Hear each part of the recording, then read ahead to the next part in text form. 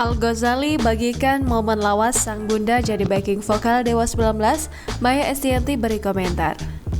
Al-Ghazali, putra sulung Ahmad Dhani dan Maya Estianty membagikan postingan menarik di Instagramnya. Pada Rabu 30 Maret 2022, Al mengunggah video lawas ketika Dewa 19 konser di Tasikmalaya. Konser tersebut merupakan salah satu roadshow Dewa 19 untuk album Bintang 5 di tahun 2000. Yang menarik, dalam konser tersebut, Maya Estianty bertugas sebagai backing vokal. Maya bernyanyi sambil menggendong Al yang masih balita. Terlihat dalam video itu, Maya sesekali mengajak bicara Ahmad Dhani yang kala itu masih menjadi suaminya. Video lawas tersebut didokumentasikan oleh pemilik akun bernama @uyung_arya. Al-Ghazali pun berterima kasih kepada netter yang sudah menyimpan video tersebut. Maya Estianty terlihat memberikan tanggapan untuk postingan sang putra.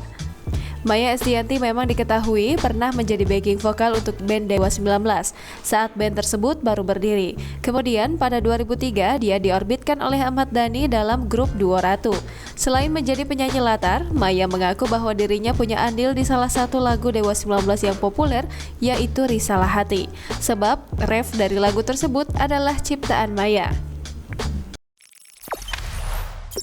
Jangan lupa subscribe, share, komen, dan like ya.